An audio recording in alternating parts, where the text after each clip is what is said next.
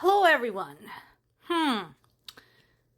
Looks like our two BFFs are not doing so hot when it comes to the war in Ukraine. Putin's approval rating falls to record lows since before the war in Ukraine. And Americans are less confident in Trump's decision making on Ukraine. Of course, my question to my fellow Americans is, guys, why were you ever confident in Trump's decision on Ukraine? I mean, he couldn't even point out Ukraine on the map if you asked him. Very likely he doesn't even know where that is or what is going on there or why. So, anyway, but that is happening, and considering all of the other things that have been happening in the United States politically lately, I'm sure it's not helping, and there's going to be a lot of ketchup flying across the Oval Office today.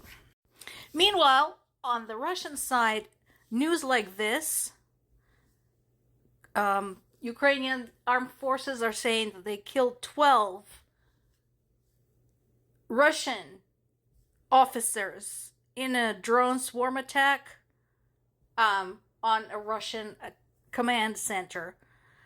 This was in Donetsk. And again, folks, remember how many times I told you it's not just about holding the line. It's not just about keeping the front line stable, although that is important, crucial.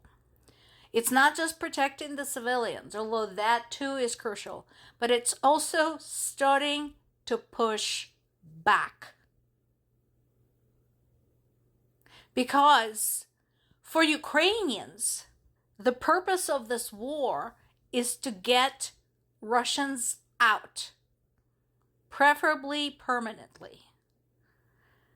Nobody wants them there. Ukrainians don't need to be saved. Ukrainians don't need Russia's help, quote unquote, to solve their problems. So, this attack is another example of doing whatever is possible, and some things that are not possible or seemed impossible, to make the occupied territories too hot to hold. So we are talking about the occupied portion of the Donetsk region. We're talking about the occupied portion of the Zaporizhia region, of Kherson region, of Crimea. Right now, in addition to holding the front line stable, Ukrainian armed forces are making the life for the Russian armed forces in the occupied territories unbearable. And this is a very good example. Meanwhile, a lot of the news sources are covering Prince Harry's visit to Ukraine. So I like Prince Harry. I've read his book. Yes, I know he probably also employed a ghostwriter. I am aware of that. I'm not an idiot. I'm a writer myself. I know how that works. Okay, but I've read his book. He actually did a really good audiobook version of it. And I respect him for what he is trying to do with his life, with his position, his work to split himself away from the royal protocol as much as possible and avoid scandal. So, he made a surprise visit to Ukraine, and he said some pretty tough things. And I agree with him. So, of course, Trump immediately dismissed him, saying that he didn't speak for the UK, but Prince Harry never said that he spoke for the UK. He was there in his capacity as a former soldier, and yes, he has done combat. He actually risked his life, seen his comrades getting wounded and killed. So he had seen that shit, which is more than we can say about Trump, Mr. Bone Spurs. And he's there as somebody who has been now for a very long time supporting wounded veterans, particularly those who have lost limbs in combat. So, in addition to this visit, actually, for some months now, if not years, he was helping Ukrainian wounded with recovery abroad and with acquiring prosthetics that are more technologically sophisticated than anything that's available in Ukraine. So, what he brought up, again, is the Budapest Memorandum. He pointed out that in 1994, the U.S. persuaded Ukraine to surrender its nuclear weapons, because we were all about nuclear non-proliferation, which is fine, in exchange for security guarantees against whom? Russia. Because that was, even then, that was the biggest concern. Remember, that was only 3 years after the fall of the Soviet Union, and Russia was chafing. And so Harry had pointed out, guys, what happened to that? What happened to those security guarantees? In addition, more and more companies are turning to Ukraine again for their military technology expertise.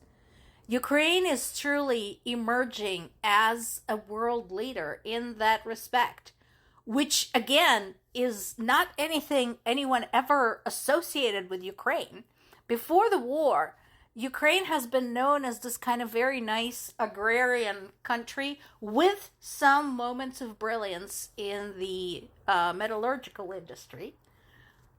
Most people don't know just how much of the world's cast iron, inert gases, aluminum, and titanium comes from Ukraine. Actually, specifically from one place in Ukraine, from where I grew up in Zaporizhia. Anyway, but so now Ukraine, not Germany, not Japan, but Ukraine emerging as a military technology leader is surprising, and people are taking notice.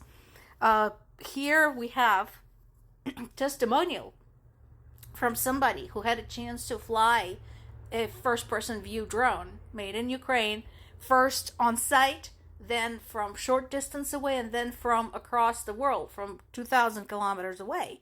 And it was fantastic. That is something to notice.